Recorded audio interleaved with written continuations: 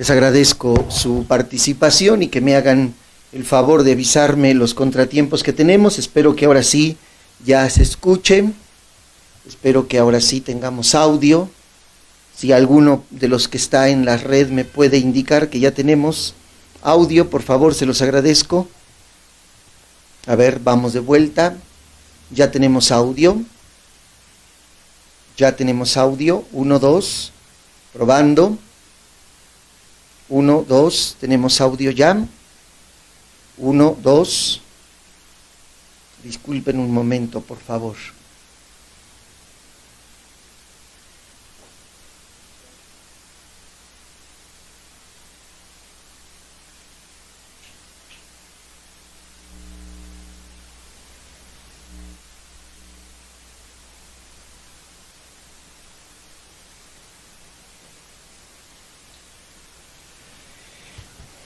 Les ofrezco una disculpa por los inconvenientes, espero que ya ahora sí podamos escucharnos, les agradezco. Pues voy a volver a comenzar. Les decía que nos encontramos en esta situación nueva y bueno, pues podemos perfectamente seguir nuestras reflexiones a través de estos medios y quisiera, decía hace un momento, poder interactuar con ustedes. Quiero saludar a la señora Felipa Correa, espero que su esposo esté mejor. Charito 185, la saludo. Roberto Montoro, pues yo conozco un Roberto Montoro y me parece que está en Estados Unidos, espero que sea el mismo, si es así lo saludo afectuosamente, querido hermano. Mónica Luna, también, Gaby, Mónica Belén Brionescano, Ariel Becerril, Mario, Rosalinda Velázquez, Vanessa Valderas, Gaby, Rosalinda Velázquez, Ariel Becerril, Gloria González, Teresita, Sandra Luz Berrocal, Mónica Gamboa, Horus Ávila, Mónica Reza, Rocío Moreno, Mario, Alicia Toledo, Salomé Escobedo. Muy bien, pues a todos los saludo afectuosamente y vamos a iniciar nuestra reflexión cuaresmal. Decía, estamos haciendo el recorrido que hacían los antiguos catecúmenos en los primeros años de la iglesia y que ahora pues lo tenemos en el ciclo A de las lecturas que este año 2020 tenemos la gracia de poder escuchar.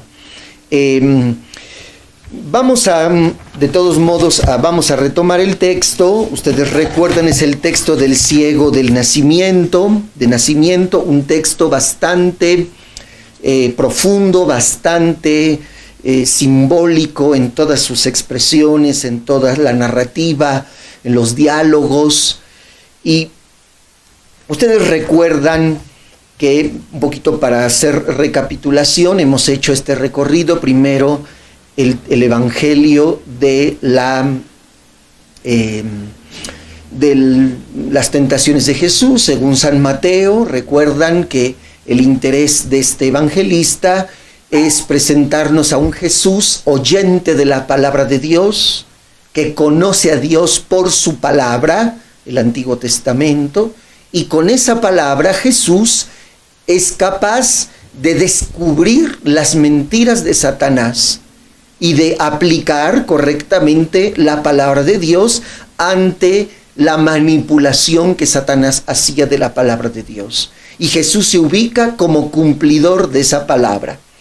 El siguiente domingo, en el domingo de la transfiguración, igualmente Jesús se presenta como el cumplidor de la palabra de Dios, de la ley representada por Moisés y de los profetas representados por Elías, ¿no? Y Jesús, el que viene a ser, o el Mesías que viene a cumplir esa palabra, o se le reconoce como el Mesías porque es quien, digamos, concretiza los rasgos de el Mesías o de las promesas hechas por Dios a lo largo del Antiguo Testamento, ¿no? El domingo pasado, el tercer domingo de Cuaresma, escuchamos el Evangelio de la Samaritana. Y ahí Jesús, recuerdan ustedes, incluso lo declara con toda contundencia: mi alimento es hacer la voluntad de mi Padre.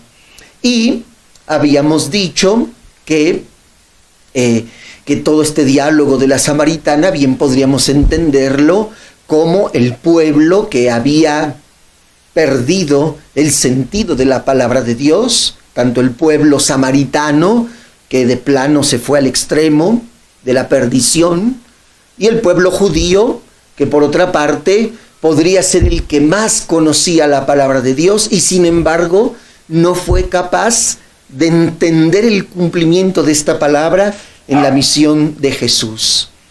Y Jesús en este diálogo viene a decir que va a establecer una nueva alianza, es decir, a darle un cumplimiento pleno a la palabra de Dios, un cumplimiento total a la palabra de Dios, y de esta manera esta alianza va a alcanzar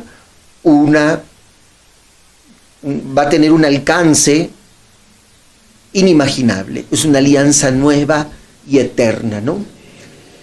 Ahora escuchamos este texto del ciego de nacimiento que de alguna manera nos ayuda, nos da un enfoque muy particular de esta nueva alianza. ¿De qué se trata esta nueva alianza? Esto que viene a ser el Mesías. Vuelvo a insistir en la lógica de lo que he estado diciendo, que Jesús no está descubriendo el hilo negro, no está inventándose el agua tibia, como decimos vulgarmente. Jesús viene a cumplir la voluntad del Padre. Entonces, la redención de Jesús, o que realiza Jesús, está en el Antiguo Testamento. Ahí está. Jesús viene a cumplir esa palabra, viene a darle plenitud. Tal vez lo novedoso de la palabra de Jesús es cómo nos ayuda a desentrañar el amor de Dios en todas estas promesas. Pero no es que Dios no se haya demostrado como un Dios amoroso. A veces se hace un juicio bastante ligero, bastante débil cuando se presenta al Dios del Antiguo Testamento como un Dios castigador, como un Dios que generaba miedo, un Dios lejano. No es cierto, no es cierto. El pueblo lo entendió así. Expresiones así como, tal vez una de las que más se citan es el Dios que dice: yo castigaré a los padres en los hijos hasta la tercera y cuarta generación. ¡Ay, mira, está el Dios castigador!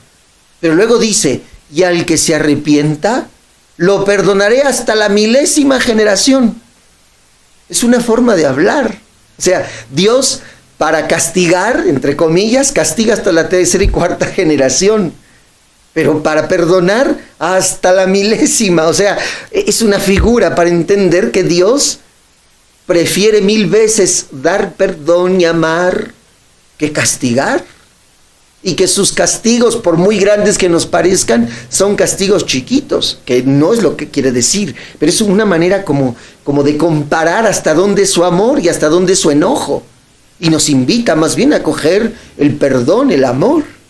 Entonces, más bien no entendemos claramente este tipo de expresiones en el Antiguo Testamento. El Dios del Antiguo Testamento no es un Dios castigador, no es un Dios que infunde miedo, no es un Dios que quiere que sus hijos se replieguen por el temor. No, es un Dios que viene continuamente a darle a su pueblo una noticia de salvación, de misericordia, de perdón, a pesar de las muchas infidelidades. Y el culmen, el punto máximo de esta historia del Dios del Antiguo Testamento es Jesucristo. Y aquí está su novedad, que Jesús lo único que hace es como quitar las insinuaciones del Dios misericordioso, quitar los velos del Dios que es perdón, quitar lo borroso tal vez de la imagen de este Dios que es Padre. Lo que hace Jesús es quitar todo obstáculo y presentar a este Padre desnudo, a este Padre como es, ya no con insinuaciones, como entendiéndolo a tientas, sino lo presenta ya como es, tal cual. Y por eso llegar a decir, el que me ve a mí, ve al Padre. En este sentido, el Evangelio, la parábola del Padre misericordioso es muy ejemplar de esto que estoy queriendo decir. O sea, Jesús se presenta como el rostro del Padre misericordioso. El que me ve a mí, ve al Padre. Dios es misericordia porque véanme a mí dando misericordia. Y la parábola del Padre misericordioso de Lucas 15 es lo que nos quiere mostrar. Entonces, ese Padre bueno, amoroso, que encontramos desde que creó a Adán, desde que llamó a Abraham, en los profetas, o en los patriarcas, en los reyes, en los profetas, es un Dios que poco a poco se nos fue mostrando, hasta que en Cristo se nos presenta sin velos, sin ningún tipo de, ¿cómo decirlo? Ahora en los teléfonos celulares nos dan la oportunidad de hacer imágenes y ponerle como filtros para que se vea vintage, fantástico y así, ¿no? De colores. Ya no, el Padre en Cristo se nos muestra tal cual es, ya, sin ningún velo. Ahora, ¿qué tiene que ver todo esto con el Evangelio del ciego de nacimiento? Ese es el sentido de este milagro. Lo que en primer lugar nos quiere mostrar este milagro es que lo que vino a hacer Jesús es tal cual quitarle al hombre la ceguera con la que nació. ¿Y cuál ceguera?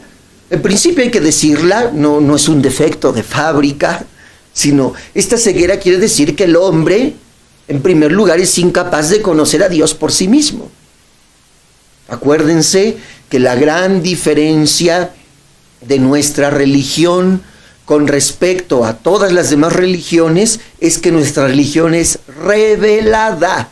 Esto es muy importante para la práctica de nuestra fe. ¿Qué significa esto? Que Dios ha venido a mostrársenos tal cual es. Lo que creemos de Dios no es fruto de la fantasía, no es fruto de la elucubración, de la reflexión, del misticismo humano que ha llegado a tal grado de profundización que ha podido alcanzar a Dios. No es eso. Eso es, por ejemplo, el budismo. En el budismo, el hombre, por la meditación, por la reflexión, por la introspección de su existencia, es capaz de alcanzar altos niveles de profundización, de misticismo, de encuentro consigo mismo, ¿no? De hecho, el representante de esta religión es Buda, el iluminado, el que alcanzó esas esferas tan altas del autoconocimiento humano que lo llevó casi a divinizarse. El ser humano, por más que alcance este grado de misticismo, de profundización, por más que lo alcance, no puede llegar a conocer a Dios. Voy a poner un ejemplo, es como si yo trajera aquí algo en la bolsa del pantalón, y a lo mejor ustedes, porque traigo el pantalón muy pegado a la pierna, ustedes pueden, pues es cuadrado, pues trae su celular. ¿Por qué? Porque pues los celulares son cuadrados, rectangulares, y si lo meto en la bolsa y trae la forma del celular, pues seguramente será un celular.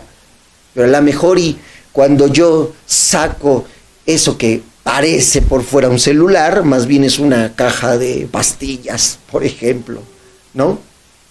Entonces, ustedes, solo con ver, por la forma, por lo que en la experiencia parece que puede ser, es un celular.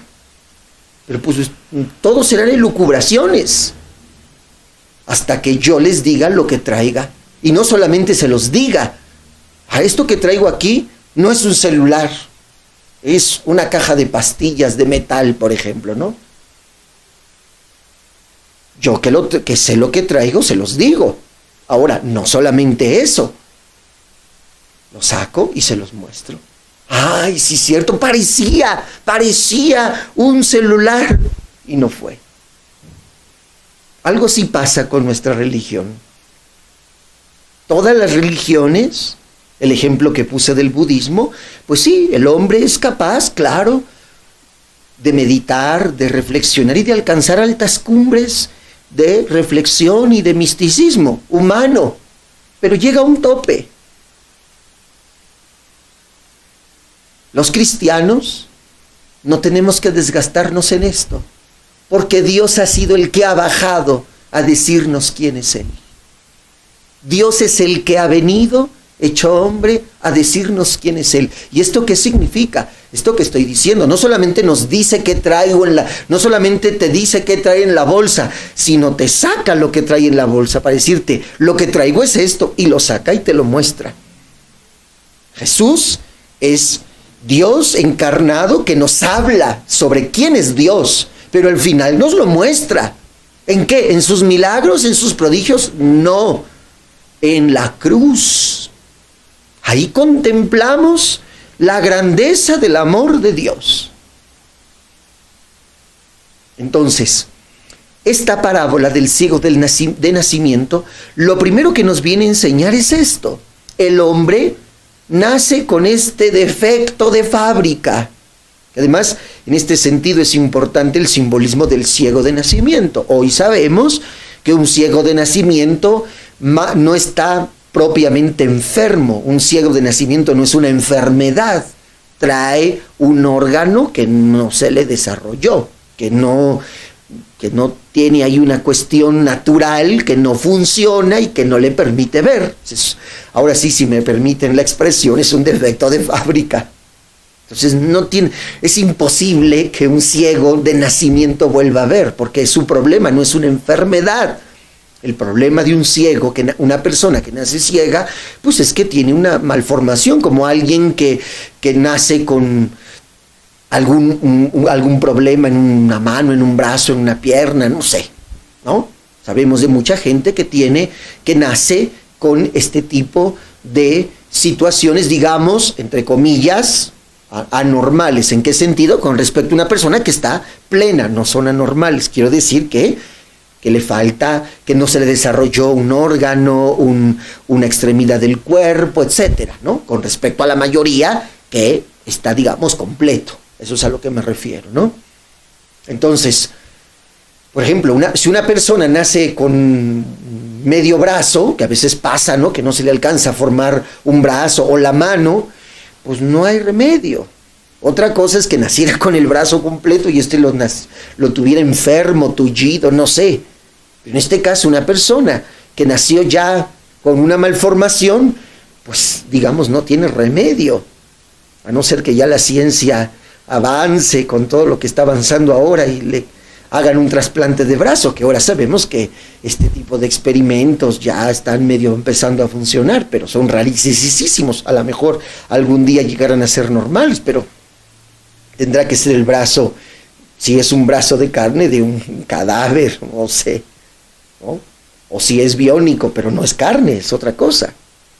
Entonces, el ciego de nacimiento es una persona que nace, digámoslo así, destinada para no ver nunca. Nunca va a ver. Un ciego de nacimiento nunca va a ver, jamás. Distinto a un ciego que se vuelve ciego por una enfermedad. Eso es otra cosa. Y a lo mejor ahí podría revertirse lo que le hizo quedarse ciego y a lo mejor vuelve a ver. Pero un ciego de nacimiento ya nació con una malformación física o con una falta de desarrollo, no sé qué palabra sea la correcta, pero como decía hace un momento, es un defecto de fábrica. Nació ciego y nunca verá, por lo tanto nunca sabrá lo que son los colores. Un ciego de nacimiento jamás sabrá lo que son los colores. Podrá saber las texturas, porque las texturas, las formas se pueden hacer con el sentido del tacto, los olores, los sonidos, los sabores, pero nunca sabrá lo que son los colores. Entonces, el ciego de nacimiento representa al hombre que por sí mismo no puede conocer a Dios. No puede. Por más elucubración filosófica, mística, por más reflexión que haga, no va a llegar a conocer a Dios, jamás, por sí mismo. Por eso Dios viene a quitarle la ceguera, es decir, Dios viene a dejarse ver. Dios viene a mostrarse. Esto es la primera gran interpretación que podemos hacer de este texto en sentido teológico. Y esto tiene que ver, insisto, con nuestra fe, porque es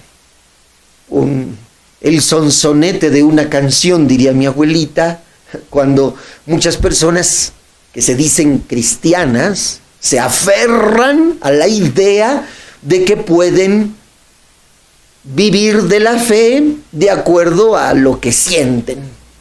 Ciertamente la emoción, el sentimiento, lo que nos nace de lo que conocemos de Dios, nos genera una emoción, un sentimiento, ¿no? Pero nuestra fe no se basa en eso. Nuestra fe se basa en lo que conocemos de Dios. Y la única manera de conocer a Dios es en su santa palabra. No hay otro camino. Y está explicada en la iglesia. ¿Por qué? Porque Dios quiso dar esta palabra a la iglesia para que la enseñe. Esta es la misión que nos dejó Jesús. Eso es la evangelización. Custodia esta palabra y la enseña, la muestra, la da. Entonces, Cristo nos quita la ceguera cuando nosotros lo conocemos aquí, lo conocemos en su palabra, lo conocemos en la Escritura proclamada y enseñada por la iglesia. Es como se nos quita la venda de los ojos para conocer a Dios. De tal manera que la auténtica práctica de la fe es más perfecta o se perfecciona cuando yo conozco al Dios de la Sagrada Escritura. El que no conoce la Sagrada Escritura es un ciego de nacimiento. ¿Por qué? Porque nunca va a conocer a Dios. No estoy diciendo con esto que quienes no tengan la gracia de conocer a Dios a través de la palabra no tengan una verdadera relación con Él. Es como el ciego de nacimiento. Piensa en un ciego de nacimiento, tiene que aprender con sus otros 4 sentidos a moverse y a vivir.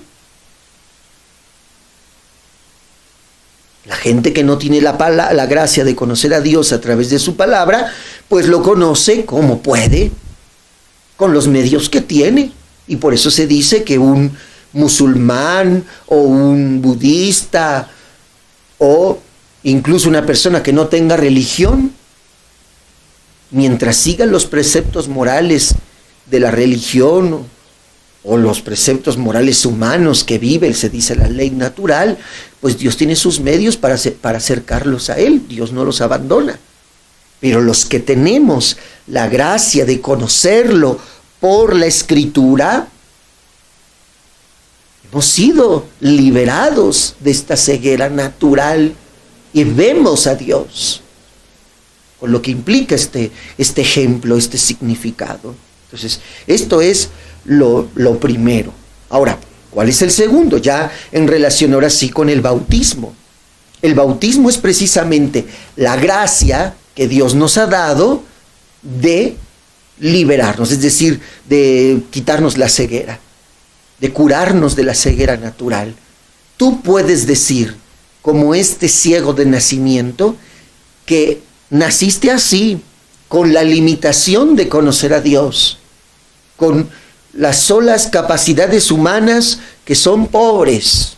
Nuestra razón, con todo y que es maravillosa, no alcanza a conocer a Dios. Nuestra experiencia humana, capaz de un sinfín de riquezas que como es la vida, no es capaz de conocer a Dios. La sabiduría humana, la ciencia humana, que al hombre lo ha llevado a escalar grandes conocimientos, profundidades sobre la naturaleza y cuanto existe, con todo y eso, no es capaz de conocer a Dios. Entonces, esa es la ceguera humana. San Pablo dirá lo necio del mundo, ¿no?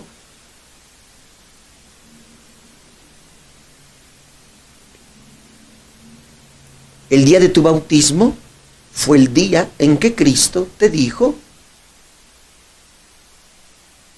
o más bien el día en que Cristo, usando las mismas palabras del Evangelio, tomó tierra, hizo lodo con su saliva y te lo untó en los ojos y te dijo, ve a lavarte en la piscina de Siloé. Tú puedes decir, usando estas palabras del mismo Evangelio, que tú eres este ciego, que ese día, ve a tu partida de bautismo como el Papa Francisco nos lo recuerda, ve el día y la hora, ve y di, este día fui sanado, este día Cristo me quitó la ceguera con la que nací. Así tal cual. Vamos a recorrer un poquito para ir comprendiendo este significado bautismal. Vamos a ir comprendiendo o vamos a seguir la narración un poco, porque además es muy hermosa, muy interesante en todos sus detalles, ¿no? Fíjense, Jesús vio al pasar a un ciego de nacimiento. Esto es muy interesante, esta primera anotación. ¿Por qué?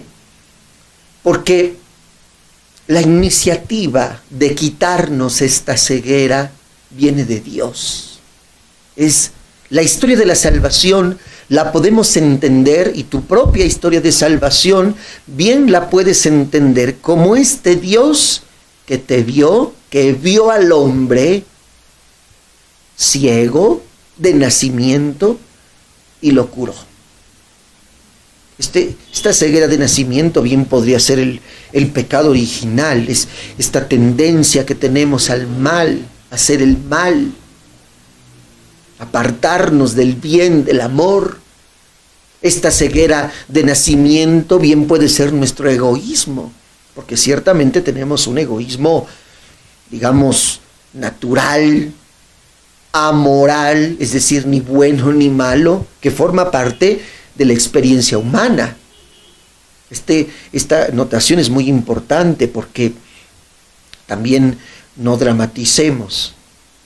El conocimiento de Dios es un proceso y Dios lo sabe. Es una escuela en la que tenemos que entrar para ir abriendo los ojos al conocimiento de Dios.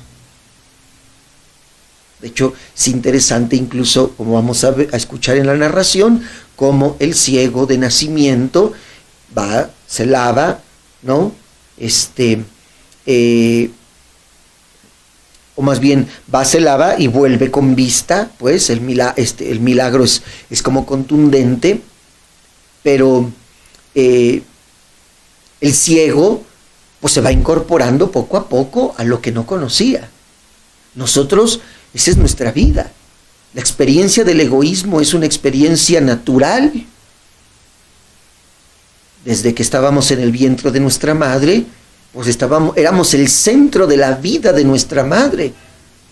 Los psicólogos estudian este fenómeno de la salida del vientre materno, que representa el primer trauma que experimentamos en la vida, porque de estar a gusto en el vientre materno, en el clima, y me refiero al clima, la temperatura ideal, ¿no? En el líquido amniótico, alimentándonos de nuestra madre sin trabajar, protegidos, custodiados, salimos y el primer trauma es enfrentarnos a la realidad de nuestro ser, a nuestra indefensión. Tenemos hambre, gritamos. Queremos sentir el calor de la madre, el abrazo de la madre. Eso que era ideal en el vientre materno, al salir se convierte en todo un tormento que nos hace expresar, que nos hace sentir lo que somos. Por eso dicen por ahí que es el primer gran trauma que vivimos. Y bueno, nos arropamos a nuestra madre, o nuestra madre nos arropa, volvemos de alguna manera a sentir eso que sentíamos, nos alimentamos de ella. Pero luego viene el primer intruso que nos quiere robar la atención de nuestra mamá, que es nuestro papá. Y cuando nos damos cuenta que nuestro papá que también somos la atracción de nuestro papá, pues ya nos sentimos felices, ya no lo vemos tan intruso. Pero si tenemos hermanos, pues también son intrusos, pero cuando vemos que todos a la gugu y nos hacen cariñitos, pues seguimos dándonos cuenta que somos el centro, ¿ven? Tenemos un egoísmo natural. Y sí, hasta que poco a poco, conforme vamos creciendo, pues nos damos cuenta que no es tanto como lo sentíamos, porque no lo razonamos, como lo íbamos sintiendo, como lo íbamos percibiendo, hasta que nos vamos dando cuenta que no somos el centro del mundo, que no todos están, las miradas de todos y la atención y el cariño y los cuidados están centrados en nosotros. Por eso nuestra primera reacción cuando niños es la de el chantaje, el querer chantajear a nuestros padres, ¿no? El bebecito chantajea, el de 2 años, de 3 años, de 4 años, de 5 años, hace berrinche, porque quiere seguir siendo el centro, porque está en este jaloneo de que sus papás sí lo cuidan, lo protegen, lo aman, pero también que se vaya dando cuenta que él gira con el mundo, no que él es el centro y el mundo gira a su alrededor, sino que él es parte de un mundo que gira. ¿Y qué es lo que hace que una persona salga de este egoísmo natural? Pues es precisamente la experiencia de la vida, y más cuando ésta es conducida, es decir, la educación. El pedagogo es el que acompañaba al niño, el que lo guiaba, lo tomaba de la mano y lo iba guiando hasta que ya fuera capaz, lo soltaba, capaz de caminar solo. Entonces, en este sentido, la educación nos va guiando, el pedagogo nos va guiando para que salgamos de nosotros mismos, para que nos demos cuenta que no somos el centro del mundo y que más bien somos alguien más dentro de este mundo en el que necesitamos unos de otros, en el que intercambiamos de todo, en que nos necesitamos, nos apoyamos, nos ayudamos, somos vulnerables. Y una persona alcanza su madurez cuando deja de ser egoísta. Nunca vamos a dejar de ser 100% egoístas, pero del 100% egoístas que éramos en el vientre de nuestra madre, claro que tiene que haber un proceso en el que tenemos que dejar de serlo conforme vamos creciendo, conforme vamos desarrollándonos, hasta que el egoísmo queda como un resabio y empezamos a salir de nosotros mismos. ¿Cuál sería lo contrario al egoísmo? Es el amor, está la plena madurez. El que ama se olvida de sí mismo, renuncia a sí mismo, a su egoísmo, para darse al otro. Eso sería lo contrario al egoísmo, el amor. Entonces, es un camino. Es un camino. La educación es lo que va haciendo, nos va guiando, nos va ayudando a salir de este egoísmo natural que a veces se hace consciente y lo hacemos también consciente. Cuando hacemos el mal con nuestra inteligencia, la maldad, y entonces vamos renunciando a todo eso, a lo consciente, a lo inconsciente, hasta que llegamos a la madurez, es decir, elegimos ya no por la satisfacción de mí mismo, sino para el beneficio de los demás. Y eso no quiere decir olvidarme de mí. Yo me preocuparé para mí, creceré para mí en beneficio de los demás. Por ejemplo, ahorita en esta crisis que estamos viviendo por toda esta pandemia, cuidarme a mí mismo es cuidar a los otros. Cuidar a los otros es cuidarme también a mí mismo. Ese es el verdadero, esa es la búsqueda del bien personal. Busco mi bien personal para que los demás estén bien. Los demás estarán bien si busco mi bien personal. Entonces, este es el camino que vamos haciendo. Este es el camino que vamos recorriendo a lo largo de nuestra vida. Entonces, Jesús Dios mira al hombre con esta ceguera natural y lo va a conducir como pedagogo, lo va a llevar poco a poco para que salga de este egoísmo natural en el que se encuentra encarcelado, porque la ceguera podríamos también verla así, como una cárcel, una imposibilidad. Cristo nos quita, nos libera de esa ceguera y nos hace caminar por el camino que nos lleva al amor. Y nos lleva como pedagogo. Entonces, ese es como el entramado de esta historia. Jesús mira al ciego, los discípulos preguntan, fíjense, primero refleja la mentalidad caduca del Antiguo Testamento. Repito, no porque el Antiguo Testamento sea caduco, sino esa forma de no mirar a Dios, no tener la capacidad de mirar a este Dios que es misericordia. Vean la mentalidad que los apóstoles muy bien representan, ¿no? Se preguntan, ¿y quién pecó para que éste naciera ciego? ¿Él o sus padres? Acuérdense que la visión de los judíos o del pueblo del Antiguo Testamento es que una enfermedad era un castigo de Dios. Vean, reflejaba esa idea distorsionada de Dios. Entonces, como alguien pecó, o sus padres, o él, Dios le mandó un castigo. Idea distorsionada de Dios. No habían entendido al Dios del Antiguo Testamento. La razón no les daba a comprenderlo. Por eso Dios tenía que mostrarse. ¿Quién pecó? Él o sus padres. Y vean lo que dice Jesús. Ni él pecó, ni tampoco sus padres. Nació así para que en él se manifestaran las obras de Dios. No quiere decir tampoco que Dios haya a propósito enviado o haya hecho un mal para mostrar su gloria, de ninguna manera. Sino lo que Jesús está diciendo es que este es el proceso que el ser humano tiene que recorrer. Porque acuérdense, hermanos, que para que el amor sea verdadero amor, tiene que ser querido. Es decir, yo tengo que querer amar. Y para eso tengo que aprender. Es esto que acabo de decir. Lo contrario al egoísmo es el amor. Entonces, hacer este recorrido es eso, un camino. Dios nos da la oportunidad de aprender a amar. Dios nos tiene paciencia. Y en este sentido, por eso no hay condena para los del Antiguo Testamento. ¿Por qué? Porque ellos fueron parte de esta historia de salvación en la que el hombre tuvo que ir aprendiendo a conocer a Dios hasta donde pudo. Y Dios finalmente se muestra sin velos en Cristo Jesús. Por eso dice, es necesario, vean, que yo haga las obras del que me envió. ¿Cuáles obras? ¿Cuáles?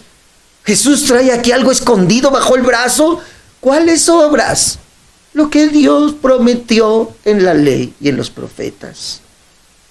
Y dice, bueno, en alusión a su pasión, mientras es de día, porque luego llega la noche y ya nadie puede trabajar. Mientras esté en el mundo, yo soy la luz del mundo.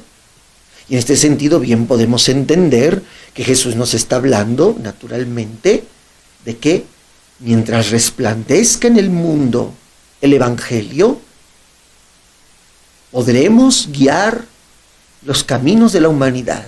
Mientras en mi vida resplandezca el Evangelio, podré caminar en mi vida, porque tengo la luz que me hace ver. De otra manera no. Fíjense que en este sentido a mí me gusta mucho explicarles también a los papás en las celebraciones del bautismo, cuando les explico esto de la luz, precisamente en referencia a este texto, les decía, miren, incluso, por ejemplo, el ciego de nacimiento, estamos hablando de que la incapacidad para ver la tiene en los ojos. O sea, tiene algo aquí que no le permite ver. Entonces, es como por ejemplo yo ahorita, aquí hay luz, entonces, pues yo podría ver, pero no puedo ver, porque entre comillas, ahorita estoy ciego, entre comillas, y tengo los ojos cerrados. Aunque haya luz, yo no puedo ver. Lo primero que necesito es que me funcionen los ojos, eso es lo primero. Lo segundo, que haya luz, porque yo puedo tener los mejores ojos del mundo, como fantasean las películas de superhéroes, ¿no? Esos que alcanzan, así como el Superman, que alcanza a ver a millones, exageré, a muchos kilómetros de distancia. Puedo tener los mejores ojos del mundo, pero si no tengo luz, tampoco puedo ver, aunque tenga los mejores ojos del mundo. Entonces es una combinación, que yo pueda ver y que tenga la luz, que es la que me permite ver. De otra manera no puedo. Ustedes habrán tenido la experiencia de estar en un lugar oscuro. Por más que queramos ver, sí, aunque abra yo los ojos. De hecho, vean, ustedes lo han visto en este fenómeno que nosotros explicaban en la escuela. Entre menos luz, las pupilas se dilatan. Entre menos luz, entre más luz, las pupilas se contraen. Ustedes habrán hecho alguna vez ese ejemplo de ese jueguito en la escuela que te pones en el espejo y te ponías una lámpara y se ve cómo se contrae la pupila. Porque entre menos luz, es un mecanismo de defensa también, pero defiende, ¿no? No, yo soy bien como están los ojos, pero algo así, algo nos explicaron en la primaria o en la secundaria en biología, ¿no? Entonces no permite que entre tanto la luz, o sea, lo ayuda pues a regular la luz para ver claramente. Entonces, no basta que me sirvan los ojos, también la luz es necesaria, son las dos cosas.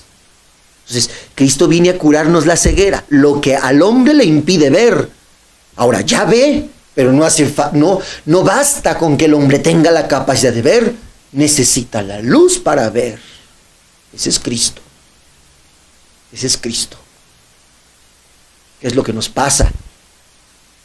Estamos bautizados. En el bautizado fuimos sanados de la ceguera de nacimiento. Cristo nos quitó la venda que nos permitía ver como defecto de fábrica. Pero no basta eso. Ahora necesitamos la luz que es Él que nos permite ver plenamente. Entonces, esto es lo que Jesús está diciendo al inicio de este diálogo. Este hombre no nació así por un castigo, sino para que en él se manifiesten las obras de Dios. Luego viene el milagro, como ya lo relaté, lo cura, ¿no? Y luego viene todo este relato donde el ciego va a entrar en este camino pedagógico de conocimiento de Cristo. Poco a poco, vean, ya tiene la capacidad de ver, oyó a Jesús, pero no lo vio, no lo vio, ya fue sanado, le hace falta la luz, ya ve, ahora necesita la luz, empieza en este camino pedagógico de conocimiento de Jesús. Vean, primero, en el primer diálogo, cuando le preguntan sobre Jesús, sobre quién te curó, dice un tal Jesús, el primer encuentro que hay con él, por su nombre. Después, cuando lo interrogan, él dice, ¿dónde está dice, yo no sé quién es él, pero sé que viene de Dios. Alguien que cuando lo increpan las autoridades del pueblo, yo no sé quién es él, pero lo que sí sé es que lo que él hace no lo hace un pecador. Da un paso, está como adivinando, no lo dice concretamente, pero por las obras de Jesús primero sabe su nombre, luego por sus obras dice, bueno, al menos por lo que hace no puede ser un pecador, ¿no? Les dice incluso a estos que le llaman la atención, ustedes lo deben saber, refiriéndose a que si ustedes conocen las Escrituras, reconocerían al Mesías. Al menos yo sé algo, no me hizo un mal. Y finalmente, hasta que está delante de Jesús, lo reconoce, le faltaba la luz, ya veía, le faltaba la luz. Jesús se le acerca, ¿no? Le dice, ¿crees tú en el Hijo del Hombre? ¿Quién es, Señor, para que yo crea en él? Y Jesús le contesta, ya lo has visto, el que está hablando contigo, ese es. Él dijo, creo, Señor, y postrándose lo adoró. Vean este camino pedagógico. Jesús le da la posibilidad de ver.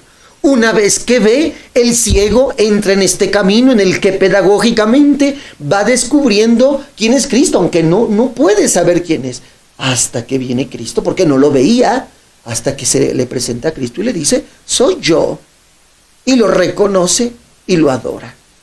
El ciego que ve, le faltaba la luz, cuando se le presenta la luz, es plenamente iluminado. Eso es el bautismo.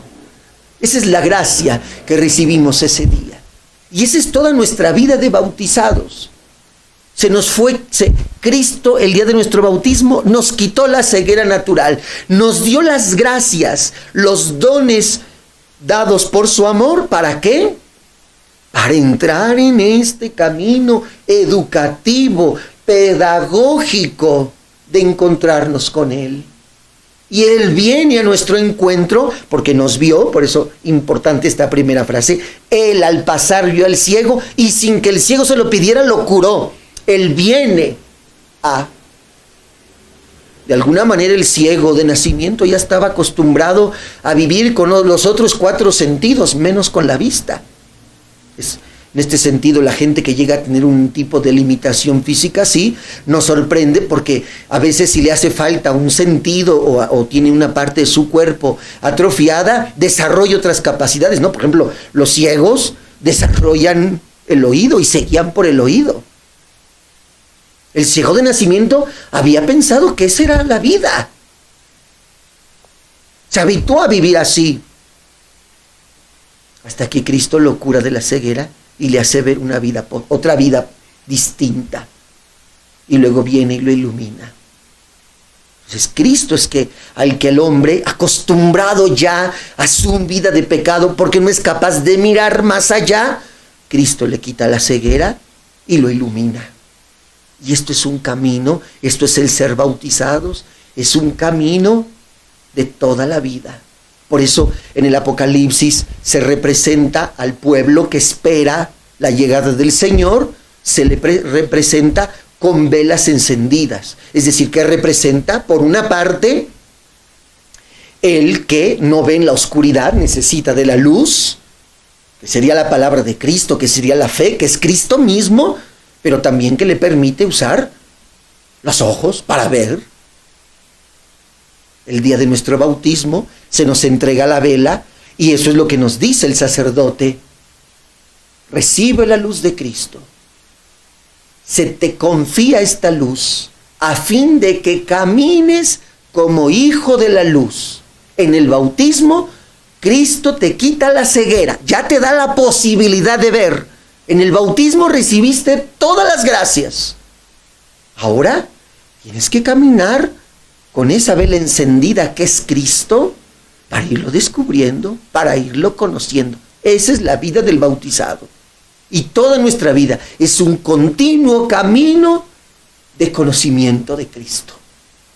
La plenitud del conocimiento de Jesús será cuando lo veamos como el ciego, cara a cara, de frente. Por eso que a veces cuando dudamos nos caemos, Dios nos da chance de levantar, porque sabe que en este camino nos tropezamos, nos caemos.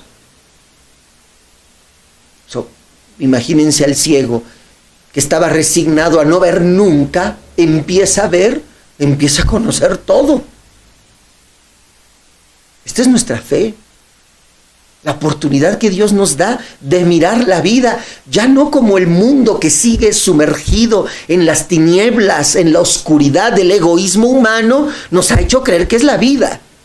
Cristo viene a quitarnos esta ceguera para ver la vida, no como el hombre la quiere ver, sino como Dios la hizo.